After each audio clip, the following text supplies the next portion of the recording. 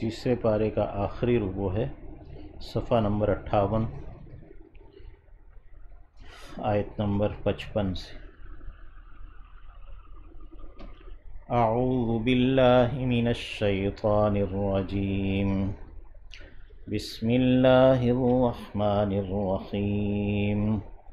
اذ قال اللہ یا عیسیٰ انی متوفیک ورافعک الی ومطہرک من الذین کفروا وجاعل الذین اتبعوک فوق الذین کفروا الی یوم القیامہ ثم الی مرجعکم فأحكم بينكم فيما كنتم فيه تختلفون۔ اذ قال اللہ، جب کہا اللہ نے۔ اذ لفظ جب آتا ہے تو اس کے ساتھ ایک فعل محذوف ہوتا ہے، اذکروا اذ، یعنی یاد کرو جب کہ۔ قالا کہا، اللہ اللہ نے، یا عیسیٰ اے عیسیٰ علیہ السلام۔ یہ جب یہود نے چال چلی، اس سے گزشتہ آیت جو ہے 54 نمبر آیت، وَمَكَرُوا وَمَكَرَ اللَّهُ، اور انہوں نے یعنی یہود نے چال چلی۔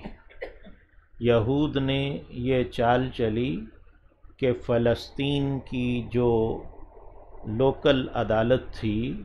مذہبی، جنہیں رومی حکومت کے تحت ایک یعنی آزادی کچھ حاصل تھی اپنے فیصلے کرنے کی، جیسے بڑی سلطنت، جیسے برطانیہ کی سلطنت کے ماتحت ہماری ریاستیں جو تھیں، ان کو کچھ فیصلے کرنے کی سوات کی ریاست تھی، تو اس میں بھی سارے جو فیصلے ہیں مقامی طور پر شریعت اسلامی کے ماتحت ہوتے تھے، لیکن یہ ریاست تھی برطانیہ کے ماتحت۔ اسی طرح فلسطین کی جو ریاست تھی رومی ریاست کے ماتحت تھی، تو وہ رومی جو فلسطینی ریاست تھی وہ آزادی سے فیصلے کرتی تھی یہود کی، تو انہوں نے حضرت عیسیٰ علیہ السلام پر ملحد ہونے کا، کافر ہونے کا فتویٰ لگایا، اور جو مقامی عدالت تھی مذہبی عدالت، اس نے انہیں اس بنا پر واجب القتل قرار دے دیا، اور پھر اس فتوے کی بنیاد پر رومی عدالت جو حکومتی عدالت تھی، اس میں چونکہ قتل کی سزا رومی عدالت دیا کرتی تھی، وہ مذہبی عدالت کو قتل کی سزا نافذ کرنے کی اجازت نہیں تھی، تو انہوں نے یہ چال چلی اور چال چل کے پھر باغی قرار دیا رومی عدالت نے، اور بغاوت کی سزا میں سولی کی سزا انہیں سنائی گئی۔ تو آج بھی اسی طرح ہوتا ہے کہ جو افتاء لیے جاتے ہیں وہ ملحد ہونے کے، کافر ہونے کے، اور پھر واجب القتل ہونے کے، پھر جو ہماری عدالتیں ہیں وہ پھر اس کے اوپر، یا فوجی عدالتیں پھر آگے کام کرتی ہیں۔ وَمَكَرُوا وَمَكَرَ اللَّهُ، اور انہوں نے یہ چال چلی اور اللہ نے بھی چال چلی، تدبیر کی اللہ نے۔ واللہ خیر الماکرین، اور اللہ ہی بہترین تدبیر کرنے والا ہے۔ تو جب انہوں نے چال چلی، عیسیٰ علیہ السلام کو ایک حواری نے گرفتار کروا دیا، تو اللہ رب العزت نے حضرت عیسیٰ علیہ السلام پر یہ وحی بھیجی۔ اذ یعنی یاد کرو یہ واقعہ، جب انہوں نے چال چلی تو اللہ نے کہا، یا عیسیٰ اے عیسیٰ، انی یقیناً میں، متوفی تجھے پورا پورا وصول کرنے والا ہوں۔ وفا لفظ کہتے ہیں پورا کرنا، عہد وفا کرنا، عہد کو پورا کرنا، اس سے یہ لفظ توفی ہے۔ توفی کا ایک معنی یہ ہے کہ پورا پورا لے لینا، پورا پورا وصول کر لینا۔ تو انی متوفی کا، متوفی اسم فاعل ہے، پورا پورا لینے والا۔ تو جب کسی کو اس کی روح اور اس کے بدن سمیت لے لیا تب بھی، یا صرف روح کو لے لیا تب بھی اسے متوفی کہتے ہیں۔ متوفی کا لفظ جو ہے نا وہ اسم فاعل ہے۔ یہاں ایک عام محاورے کی جو غلطی ہے اس کی بھی اصلاح کر لی جائے کہ متوفی مرنے والے کو، مردہ کو نہیں کہتے، متوفی تو اللہ ہے، جو مرنے والا ہے وہ متوفا ہے۔ اردو میں ہمارے ہاں یہ جو لفظ متوفی ہے یہ متوفا کے لیے استعمال کیا جاتا ہے، اور یہ غلط العام ہے، ویسے ایسا کرنا نہیں چاہیے۔ لفظ متوفا ہے، اسے متوفا پڑھنا چاہیے، یعنی بندوں کے لیے لفظ متوفا ہے، اور متوفی اللہ تبارک و تعالی ہے۔ اس کا ایک معنی یہ ہوا کہ پورا پورا وصول کر لینا۔ تو یا عیسیٰ انی متوفی کا، میں تجھے پورا پورا لے لینے والا ہوں، یعنی تیری روح اور جسم دونوں کو لے لینے والا ہوں۔ ورافعک، اور اٹھا لینے والا ہوں، الیہ، اپنی جانب۔ متوفی کا دوسرا معنی ہے پورا پورا دینا، ایک ہے پورا پورا لے لینا، ایک ہے پورا پورا دے دینا۔ تو یا عیسیٰ انی متوفی کا، میں تجھے پورا پورا دینے والا ہوں، تیری جو طبعی عمر ہے، جو مقدر ہے، وہ پوری ہوگی۔ یہ نہیں ہے کہ تجھے قتل کر دیا جائے گا، یعنی انہوں نے جو چال چلی ہے یا بغاوت کا الزام لگایا اور سولی دینے کی سزا سنائی، تو نہیں، انی متوفی کا، میں تیری عمر طبعی پوری کرنے والا ہوں، تجھے پورا پورا دینے والا ہوں، انی متوفی کا۔ اور اسی سے تیسرا معنی اس کا وفات دینا جو عام مشہور ہے۔ یہاں پہ یہ بات یاد رکھنی چاہیے، اہل لغت نے اس بات کو لکھا ہے کہ متوفی کا ایک عام معنی ہے جو مستعمل ہے عوام الناس کے اندر، وہ ہے وفات دینا، میں تجھے وفات دینے والا ہوں۔ اور ایک معنی ہے خاص جو اہل لغت کے ہاں ہے، جو اہل بلاغت کے ہاں ہے۔ اہل بلاغت کے ہاں اس کا معنی پورا پورا لینا یا پورا پورا دینا ہے، جو اس کے لغت کے اعتبار سے معنی ہے۔ تو عام جو استعمال میں عوام الناس کے نزدیک اس کا معنی ہے وفات دینے والا، تو انی متوفی کا، یقیناً میں ہی تجھے، یعنی ہم نے تینوں معنی یہاں پر اس کے کر دیے کہ انی متوفی کا، یقیناً میں ہی تجھے وفات دینے والا ہوں، تجھے کوئی اور قتل کرنے والا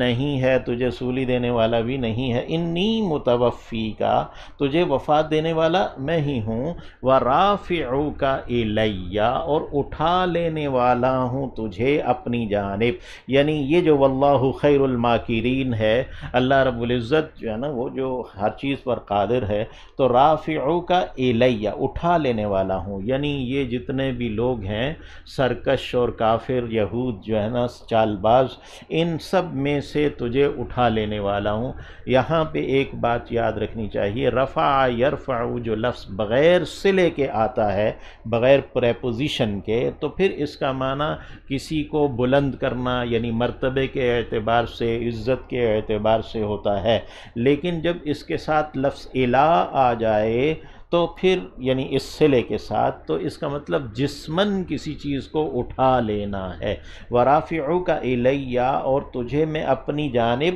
اٹھا لینے والا ہوں آسمانوں پر۔ ومطہرک، اور پاک کرنے والا ہوں، مطہر اسم فاعل ہے پاک کرنے والا، مطہرک، تجھے پاک کر دینے والا ہوں، من الذین، ان لوگوں سے جنہوں نے کفروا، انکار کیا ہے، یعنی یہ جو یہود ہیں جنہوں نے انکار کر دیا۔ یہ ہم نے گزشتہ آیت میں پڑھ لیا، فلما احس عیسیٰ منہم الکفر قال من انصاری الی اللہ۔ تو یہاں جب حضرت عیسیٰ علیہ السلام نے اپنی عمومی دعوت سے اور مسلسل دعوت سے اس بات کو جان لیا، احسا، محسوس کر لیا، یعنی ظاہری طور پر بھی کہ اب ان کے اندر کفر ہے، تو فرمایا ومطہرک، میں تجھے پاک کر لینے والا ہوں، من الذین، ان لوگوں سے کفروا، جنہوں نے انکار کر دیا ہے، یعنی تجھے پورا پورا وصول کر کے اپنی جانب آسمانوں پر اٹھا کر تجھے کافروں سے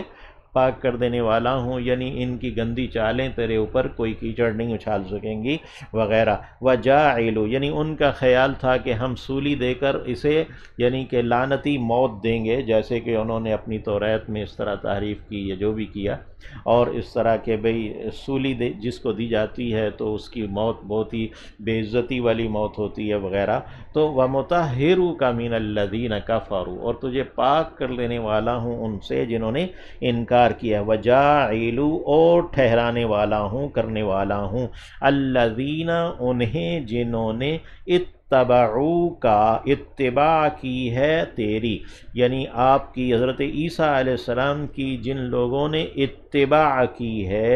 ان کو کرنے والا ہوں، فوق، اوپر، غالب، الذین، ان کے جنہوں نے کفروا، انکار کر دیا ہے، الی یوم القیامہ، قیامت کے دن تک، یعنی جن لوگوں نے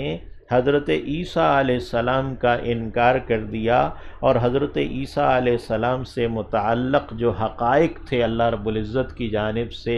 جو اللہ نے ان کو قدر و منزلت عطا کی تھی، اور یہ مطہرک من الذین کفروا، جو یہ الفاظ یہاں پہ کہ انی متوفیک ورافعک الیہ، تو جو اس کا انکار کرنے والے ہیں ان پر ان لوگوں کو فوقیت بخشنے والا ہوں جنہوں نے آپ کی اتباع کی ہے۔ تو اس میں اتباع میں مسلمان ہیں، نبی کریم صلی اللہ علیہ وسلم ہیں، اور آپ صلی اللہ علیہ وسلم سے پہلے سچے نصارہ ہیں جو اسی عقیدے پر تھے کہ حضرت عیسیٰ علیہ السلام اللہ کے بیٹے نہیں تھے، حضرت عیسیٰ علیہ السلام کو سولی نہیں دی گئی۔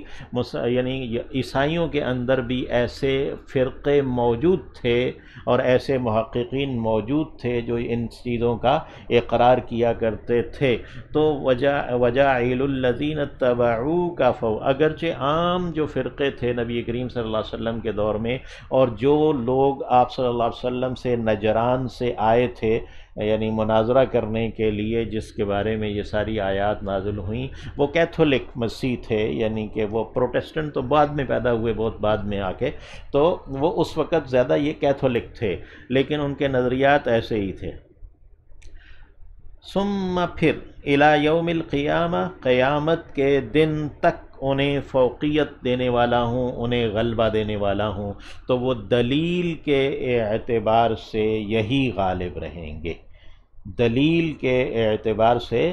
یہی غالب رہیں گے۔ اور جو کافر یہود ہیں جنہوں نے آپ حضرت عیسیٰ علیہ السلام کی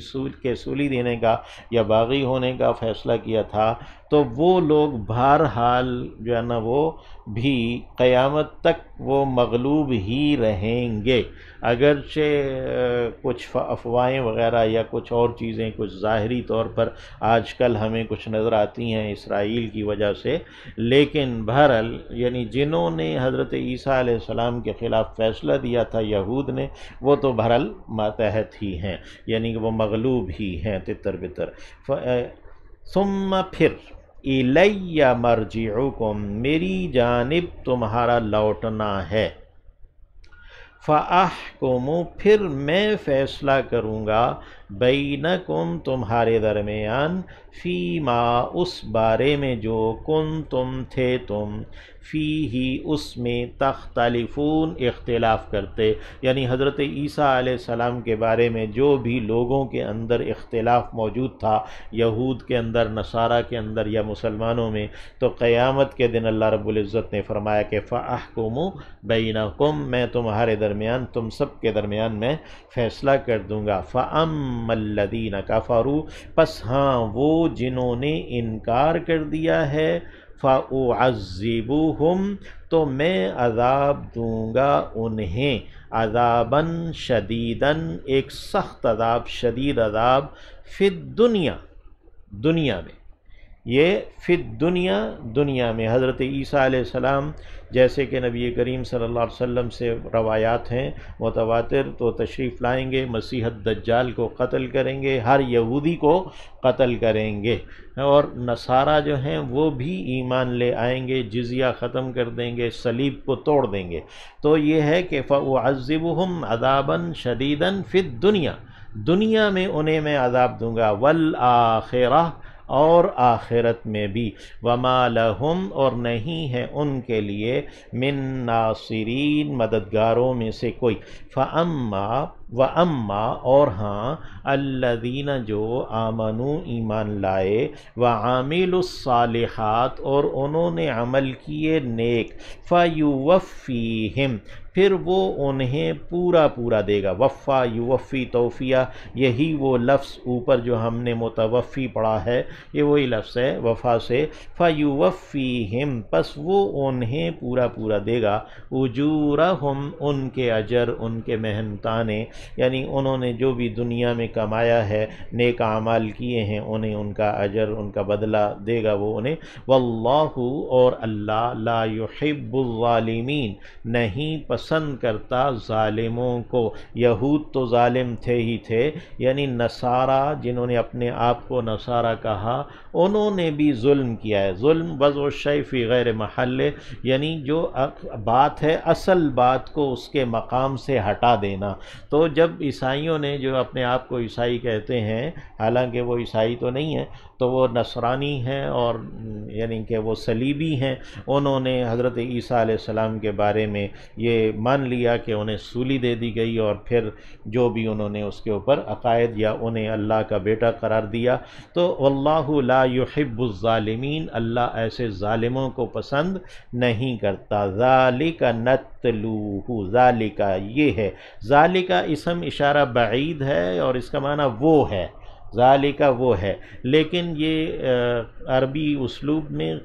قریب کی چیز کے لیے جب بعید کا اشارہ استعمال کرتے ہیں تو اس کی عظمت کے اظہار کے لیے ہوتا ہے۔ ذالک یہ وہ عظیم بات ہے، یہ وہ حقیقی بات ہے، یہ اصل بات ہے، نتلوہ جس کی ہم تلاوت کرتے ہیں، نتلو ہم تلاوت کرتے ہیں، ہو اسے،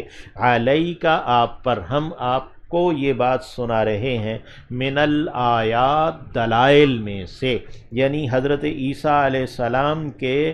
جو بارے میں حقیقی باتیں ہیں، دلائل ہیں، وہ ہم آپ کو یہ بتا رہے ہیں۔ من الآیات والذکر الحکیم، اور ایک ذکر ہے جو حکمت والا، دانائی والا ہے، یعنی اس میں بیک وقت ایک تو دلائل ہیں، غلط عقائد کے خلاف درست عقائد ہیں، اور دوسرے والذکر الحکیم بھی ہے، ایک پر حکمت ذکر بھی ہے، ایک نصیحت ہے، ایک تبلیغ ہے، ایک دعوت ہے، اور ایک حکمت اور دانائی کی باتیں ہیں۔ ان مثل عیسیٰ یقیناً جو مثال ہے عیسیٰ علیہ السلام کی، عند اللہ اللہ کے ہاں، کا مثال آدم جیسا کہ مثال ہے آدم کی علیہ السلام، خلقہ اس نے تو اسے پیدا کیا تھا، من تراب مٹی سے،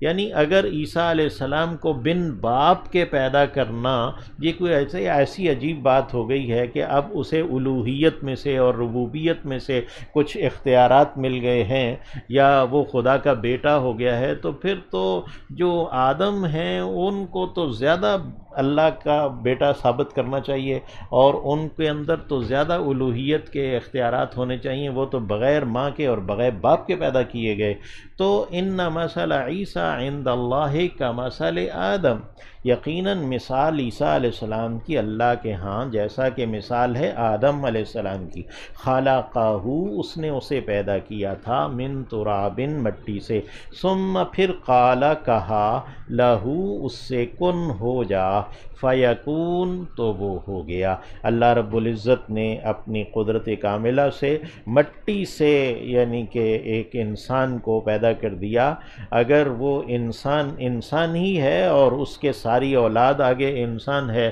تو عیسیٰ علیہ السلام جو مریم علیہ السلام کے بطن سے پیدا ہوئے تو وہ کیسے انسان نہیں ہے؟ الحق من ربک، حق آپ کے رب کی جانب سے ہے، فلا تکن من الممترین پس آپ نہ ہو جائیے شک کرنے والوں میں سے۔ امترا کہتے ہیں شک کرنا،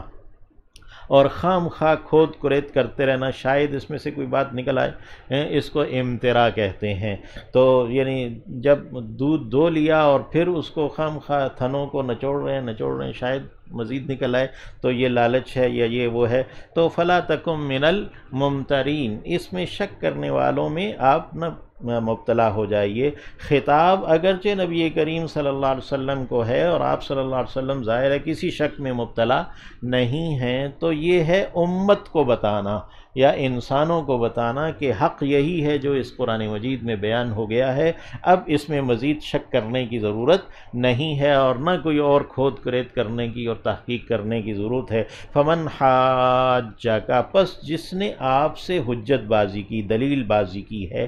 فی ہی اس کے بارے میں، فی ہی میں ہا کی ضمیر جو ہے نا وہ مسیح علیہ السلام کی جانب ہے، عیسیٰ علیہ السلام کی، تو جس نے آپ سے دلیل بازی کی ہے ان میں یعنی عیسیٰ علیہ السلام میں، من بعد اس کے بعد، ما جاءک جو کہ آیا ہے آپ کے پاس، من العلم علم میں سے یعنی وحی کے علم میں سے جو آپ کے پاس آ چکا ہے، فقل تو آپ کہہ دیجئے، یعنی اب یہ وحی کا علم آ گیا، حقیقت اور دلائل سب واضح ہو چکے، ذالک نتلوہ علیک من الآیات والذکر الحکیم، تو اب اگر پھر بھی کوئی حجت بازی پر اڑا ہوا ہے اور پھر فقل تو آپ کہہ دیجئے، تعالوا آؤ، ندعو ہم بلاتے ہیں، ابناءنا اپنے بیٹوں کو، وابناءکم اور تمہارے بیٹوں کو، ونساءنا اور اپنی عورتوں کو، ونساءکم اور تمہاری عورتوں کو، وانفسنا اور اپنے آپ کو اپنوں کو، وانفسکم اور تمہیں خود بھی تمہارے اپنے نفسوں کو بھی، ثم نبتہل پھر ہم ابتحال کرتے ہیں، ابتحال کہتے ہیں الحاح و زاری کرنا، گریا و زاری کرنا، خوب گڑ گڑا کر اللہ سے دعا کرنا ابتحال ہے۔ اسی سے لفظ بنا ہے مباہلہ، ایک ہوتا ہے مناظرہ یعنی ایک دوسرے سے نظری دلائل پیش کرنا ہے، اور مباہلہ پھر ایک دوسرے کے خلاف بددعا کرنا ہے، تو ثم نبتہل پھر ہم ابتحال کرتے ہیں، الہا و زاری کر کے، گریہ و زاری کر کے ہم دعا کرتے ہیں، فنجعل پھر ہم کرتے ہیں، لعنت اللہ لعنت اللہ کی، علی الکاذبین جھوٹ کہنے والوں پر۔ تو اس آیت میں وہ جو نجران سے آئے ہوئے پادری تھے ان کو پھر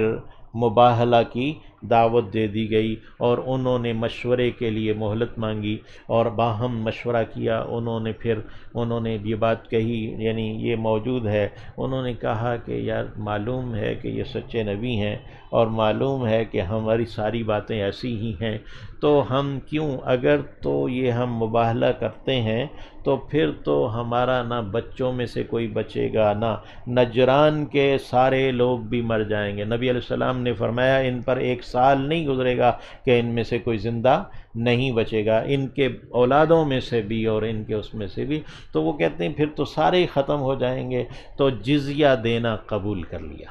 پھر جزیہ دینے پر صلح کر لی اور جزیہ دینا قبول کیا اور وہاں سے واپس گئے، اور پھر بعض ان میں سے مسلمان ہوئے۔ تو وَإِنَّ هَذَا یقیناً یہ، لَهُوَ الْقَصَص البتہ یہی ایک بیان ہے، الحق سچا، یعنی جو سچا بیان ہے حتمی آخر تک پہنچنے والا وہ تو یہی ہے، وَمَا مِنْ إِلَٰهٍ اور کوئی بھی معبود نہیں ہے، إِلَّا اللَّهُ سوائے اللہ کے، وَإِنَّ اللَّهَ اور یقیناً اللہ، لَهُوَ البتہ وہی ہے، العزیز غالب، الحکیم حکمت والا، یعنی غالب ہے، زبردست ہے، اگر وہ چاہے تو وہ فوراً غلط کو ختم کر دے، فوراً ہی مٹا دے، لیکن وہ الحکیم ہے، وہ حکمت والا، دانائی والا ہے۔ اس نے یہ کائنات جو ہے نا اس کے اندر ایک آزمائش اور ابتلا رکھی ہے، اور ایک وقت دیا ہے، مہلت بھی رکھی ہے، رجوع کا اختیار بھی دیا ہے، تو ان اللہ لَهُوَ العزیز الحکیم، لازماً اللہ وہی غالب ہے، حکمت والا ہے۔ فَإِن تَوَلَّوْا پس اگر وہ پھر جائیں، منہ موڑ لیں، روگردانی کریں، یعنی مباہلے کی دعوت کو بھی وہ قبول نہ کریں، فَإِنَّ اللَّهَ عَلِيمٌ بالمفسدین، تو یقیناً اللہ جاننے والا ہے فسادیوں کو کہ یہ اگر مباہلے کو قبول نہیں